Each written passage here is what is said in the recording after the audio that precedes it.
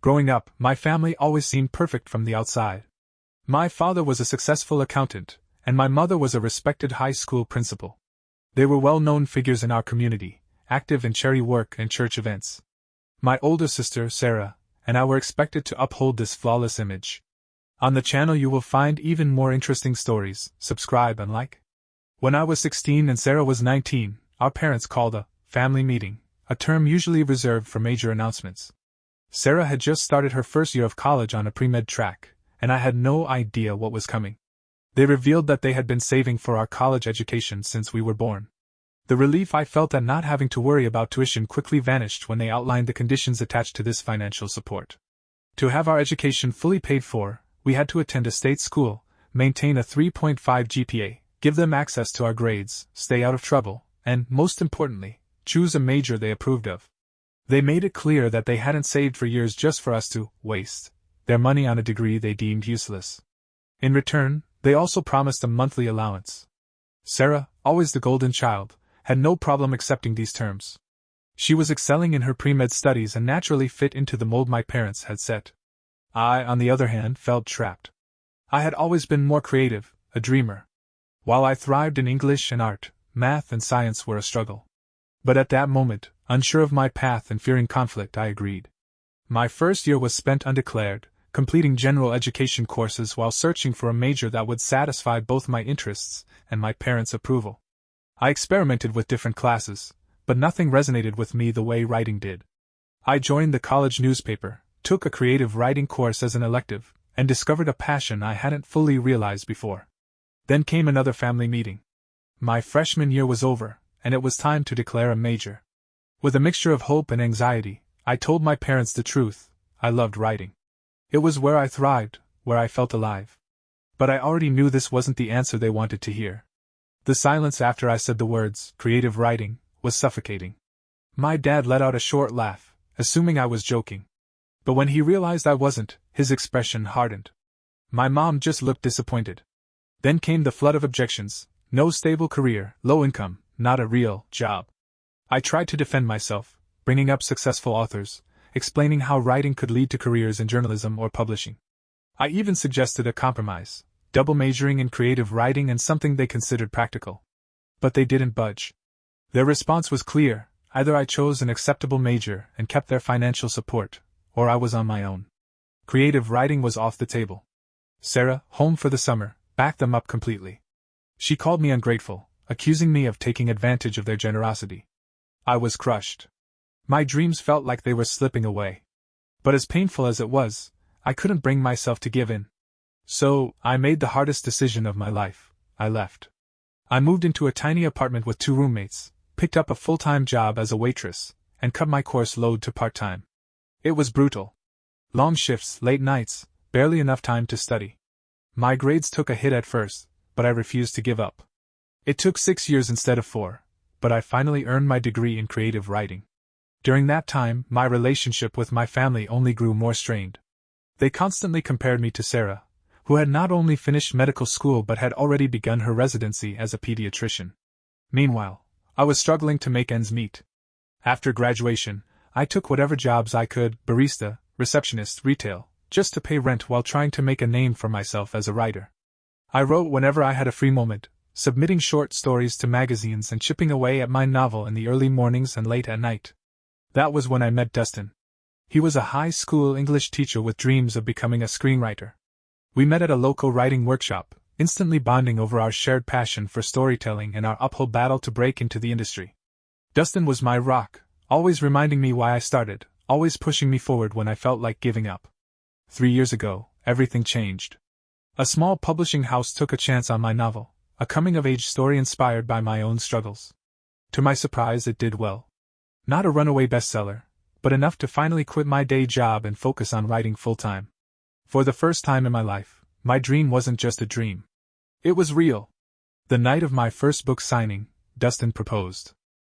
It felt like the perfect moment, one of the biggest milestones in my career, and now, in my personal life. We got married last year in a small, intimate ceremony. My parents and Sarah attended, but their congratulations felt hollow. My mom even made a passing remark about how marriage might finally bring some stability into my life, as if I had been wandering aimlessly all these years. Despite everything I had accomplished, their attitude toward me never changed. They still disapproved of my career, still made subtle digs about how I should have listened to them. Sarah, now an established pediatrician, never missed an opportunity to highlight her success and how she had made the right choices. Then, last month, everything changed again. Dustin and I found out we were expecting our first child. After years of focusing on our careers, we finally felt ready to start a family. We were ecstatic. We decided to share the news with both of our families over dinner. Dustin's parents were overjoyed. They immediately started brainstorming nursery themes and offering to babysit. But when we told my parents and Sarah, their reaction was underwhelming. My mom's first response wasn't excitement or congratulations, it was a concerned. "Can you afford to have a baby on a writer's salary?" My dad went even further, suggesting that now, with a family to support, it was time for me to get a real job. And Sarah, never one to miss a jab, said she hoped the baby would take after Dustin. Practical, not flighty. I told myself they were just worried, that their reaction came from a place of concern rather than outright judgment. But then, last week, things escalated. My parents called to discuss the baby shower. They offered to host it, and for a moment, I thought maybe this was their way of extending an olive branch. But it quickly became clear that their gift came with strings attached. They wanted full control, approval over the guest list, the theme, and most disturbingly, a say in how we planned to raise our child. They immediately started talking about setting up a college fund, under their terms, of course, and stressed the importance of preparing for the baby's future career from day one. It was like déjà vu. The same controlling mindset, the same conditions. I couldn't believe it. I told them firmly that Dustin and I would be making the decisions for our child. That's when my mom said it. "These are the terms if you want our help." It hit me like a punch to the gut. The same words they had used all those years ago. I refused. We would plan the shower ourselves. They were visibly shocked, as if they hadn't expected me to push back. My dad called me stubborn and short-sighted. My mom implied that I was punishing my child out of spite. Later that day, Sarah called. She was furious. She berated me for turning down our parents' generous offer, calling me selfish and ungrateful. She insisted I should be thankful for any help I could get, especially given my unstable career. Then, in a bitter tone, she lamented how she wished she was in a position to start a family herself. She was still single, still prioritizing her career, and apparently resented that I was getting something she didn't have. On the night of my first book signing, Dustin got down on one knee and proposed. It was perfect, one of the biggest moments in my career, now tied to an equally life-changing personal milestone. We married the following year in a small, intimate ceremony. My parents and Sarah were there, but their congratulations felt more obligatory than heartfelt. My mom even made an offhand comment about how marriage might finally bring stability into my life, as if I had spent all these years lost. No matter what I achieved, their attitude never wavered. They still viewed my career as a mistake, still found ways to remind me that I had strayed from the right path. Sarah, now a well-established pediatrician, never passed up an opportunity to emphasize her success and how she had made the better choice. Then, last month, my world shifted again. Dustin and I found out we were expecting our first child. After years of focusing on our careers, we were finally ready to start a family, and we couldn't have been happier. We decided to share the news over dinner with both our families. Dustin's parents were ecstatic.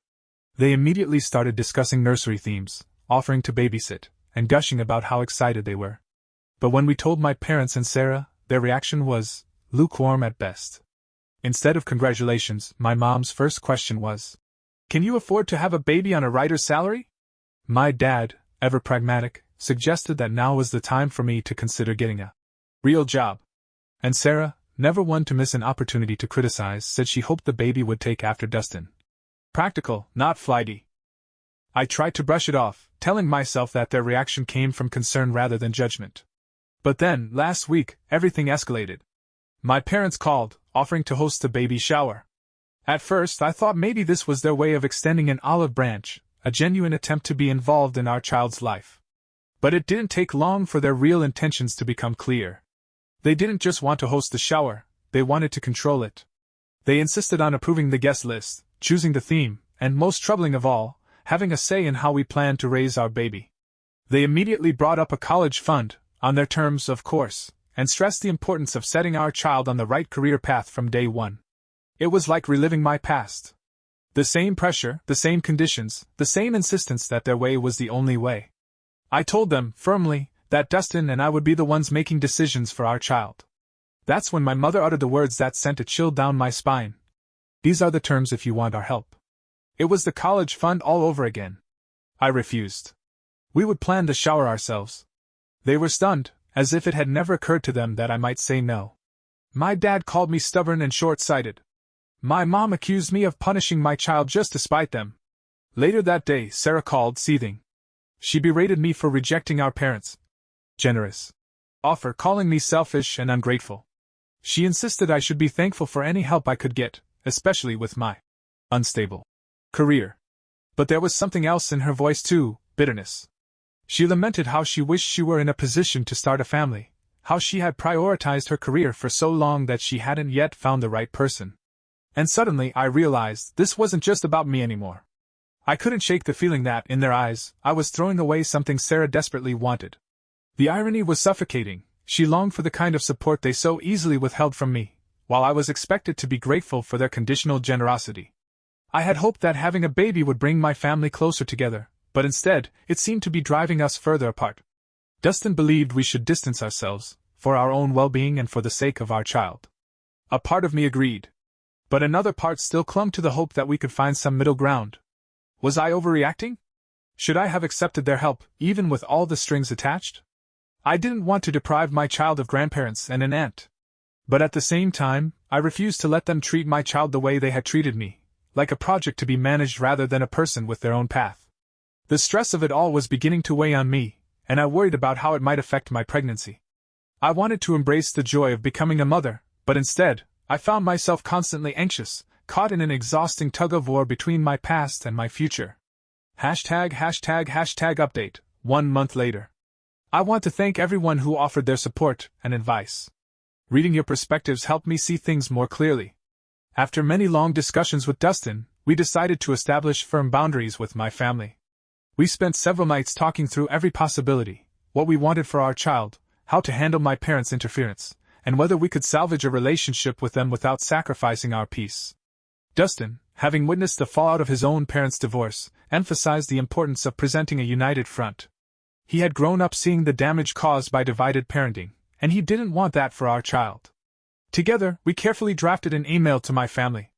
We chose our words deliberately, firm but not cruel, direct but not confrontational. We expressed appreciation for their concern but made it clear that we were fully capable adults, perfectly able to make our own decisions about our careers, finances, and, most importantly, how we would raise our child.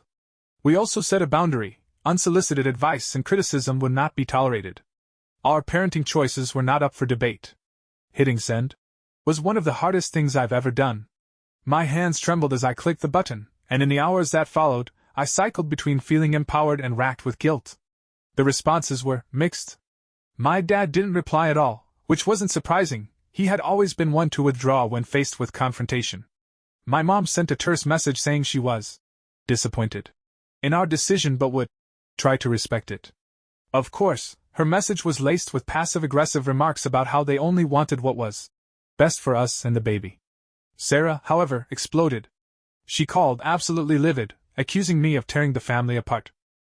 She warned that I would regret pushing them away when I, inevitably, needed help with the baby.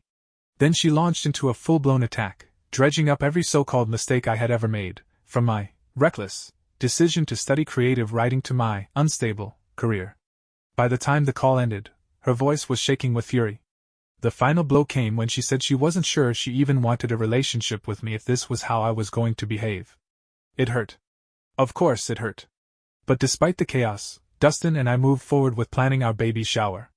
We decided to keep it small and intimate, surrounded by close friends and his family. And for the first time in a long while, I felt something I hadn't expected. Relief. Who genuinely care about us and want to celebrate this new chapter in our lives without conditions or judgment. Choosing a children's book theme for the baby shower was the perfect reflection of our shared love for storytelling, and the event itself was filled with warmth and genuine excitement. The contrast between that joy and the ongoing tension with my family only reaffirmed that we had made the right decision in setting boundaries. Then, a week after the shower, I received a call that took me by surprise. My childhood best friend, Lily, reached out. We had drifted apart after high school, largely due to going to different colleges and the natural pull of life's responsibilities. She told me she had heard about the family drama from a mutual friend and just wanted to check on me. During our conversation, Lily revealed something that completely shifted my perspective. Apparently, back when we were in high school, my parents had approached hers with a deal eerily similar to the one they had offered me for college, a conditional college fund. They had wanted to dictate Lily's major in exchange for financial support. Her parents, both teachers, had outright refused, calling it manipulative and unfair. This refusal led to a falling out between our families, which explained why Lily and I had grown apart so suddenly after graduation. Hearing this was like uncovering a missing piece of a puzzle I hadn't even realized I was trying to solve. It showed me that my parents' controlling behavior wasn't just about me or Sarah, it was a pattern, a fundamental part of how they operated. They had tried to exert control over others the same way they had with me, and when that control was rejected, they cut ties. This revelation only strengthened my resolve. I wasn't just setting boundaries for my own peace of mind, I was protecting my child from being caught in the same toxic cycle. On a brighter note, my writing career has been gaining momentum. My publisher recently offered me a 2-book deal based on my next novel's outline and the steady sales of my first book. The financial stability this provides is a relief, especially with a baby on the way. I've set up a writing schedule that I hope to maintain even after the baby arrives, and Dustin has been nothing but supportive. In fact, he's converting our guest room into a cozy home office for me, complete with a comfortable armchair where I can write while nursing. His excitement about becoming a father is contagious, and it helps balance out the stress from my family situation. We've been attending childbirth classes, assembling the nursery, and preparing for our baby's arrival together. It's bittersweet doing this without my family's involvement, but it's also incredibly freeing. Every decision we make is truly ours, without guilt, pressure, or judgment. We've decided not to share any further pregnancy updates with my family. If they want to be part of this journey, they'll need to reach out and prove that they can respect our boundaries. Until then, we're focusing on the joy of becoming parents, and creating the kind of home where our child will feel unconditionally loved and supported. The journey hasn't been easy, and I still have moments of sadness and doubt.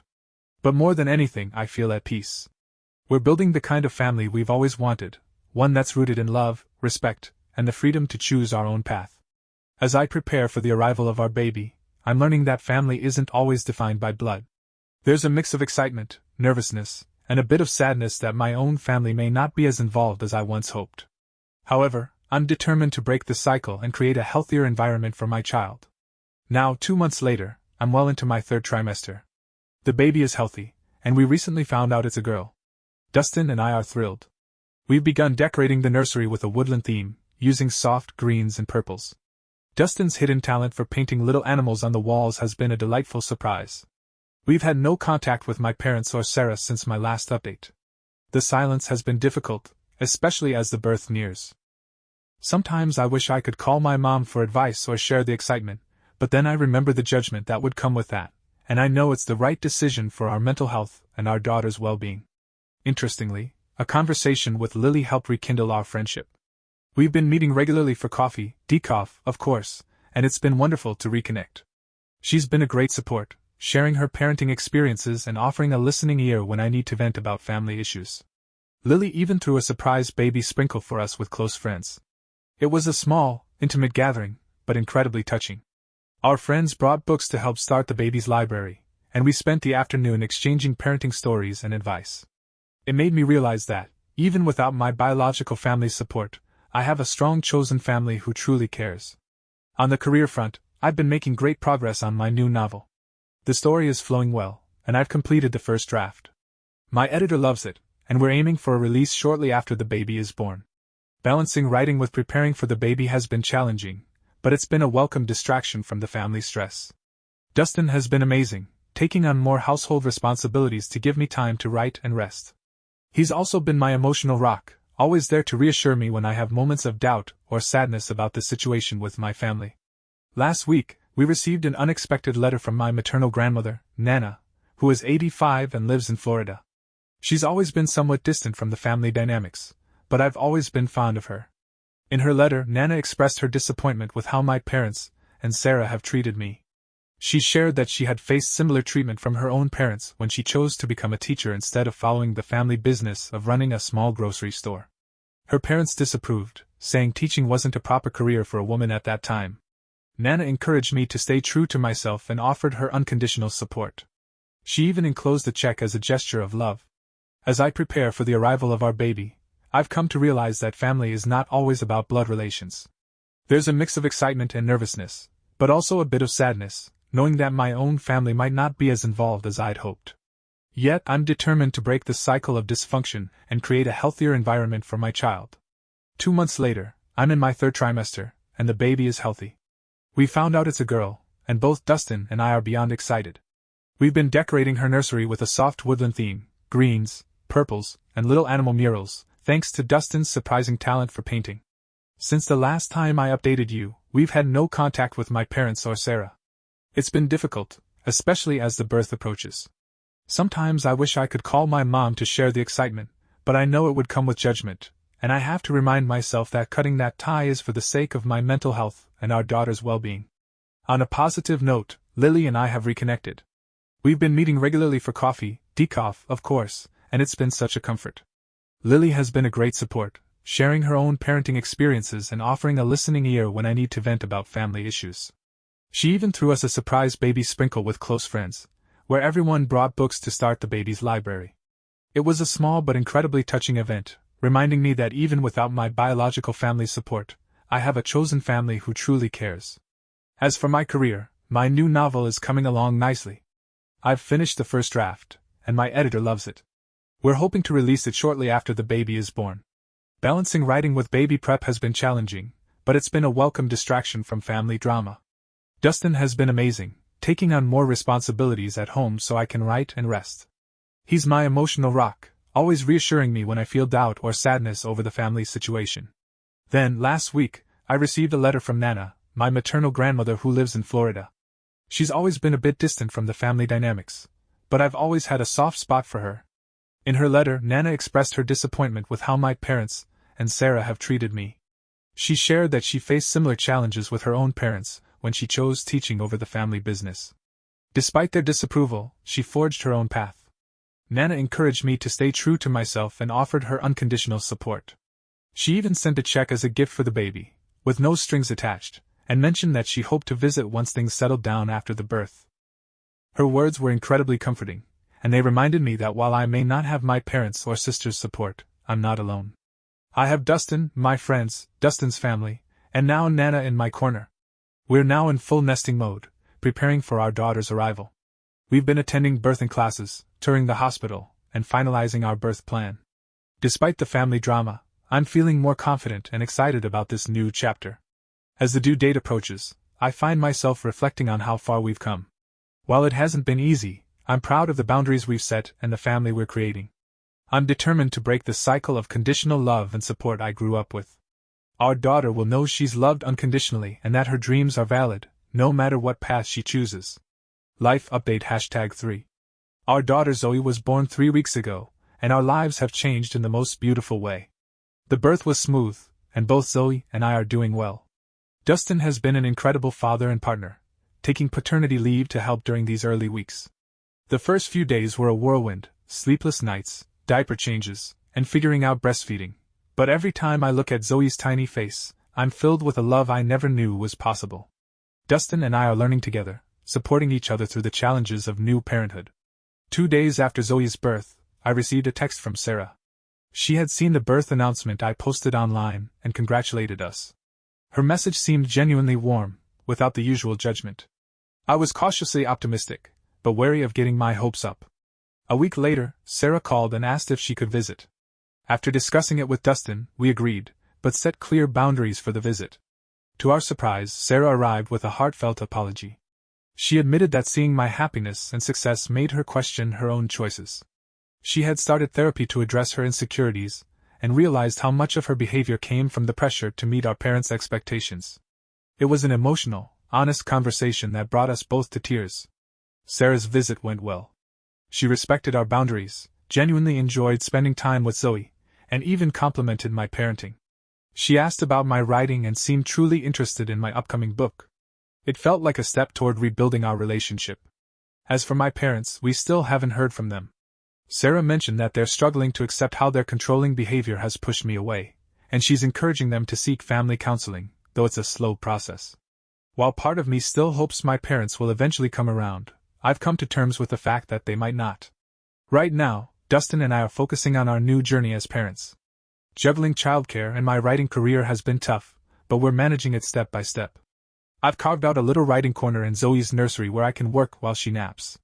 It's not always smooth sailing, but the joy of pursuing my passion while being present for Zoe makes it all worthwhile. Dustin has been an incredible support throughout this entire process. Watching him embrace fatherhood with so much energy and patience has been heartwarming. Seeing him sing silly songs to Zoe and read her stories makes me fall in love with him more every day. Our bond has deepened in ways I never expected. Nana is planning to visit next month, and we're looking forward to her meeting Zoe. Her unwavering support has been a pillar for us. Lily has also been a constant presence, even babysitting so that Dustin and I could have our first date night since Zoe was born. Our friends have stepped up in the most loving way, bringing meals, offering help, and showering Zoe with affection. Looking back, I'm proud of the boundaries we've established. While the situation with my parents remains unresolved, I'm at peace with where we are. Our focus is on creating a nurturing, loving environment for Zoe, one free from control or conditional love. Every day, as I watch Zoe grow and develop, I'm reminded why I fought so hard to pursue my dreams. I want her to know she has the freedom to follow her passions, no matter what they may be, and that we'll always support her, no matter what. That's the legacy I hope to leave. The path hasn't been easy, and there will likely be more challenges ahead, but as I sit here writing this with Zoe peacefully asleep beside me, I know we've made the right choices. We're building the family we've always dreamed of, one based on love, respect, and unwavering support. To anyone going through struggles with family expectations and conditional love, I want to say, stay true to who you are. It's not easy, but it's worth every effort. You have the power to break free from cycles and create the life you deserve. Surround yourself with people who love and support you unconditionally, and remember, family isn't always defined by blood. Sometimes it's about the people who stand by you when it matters most.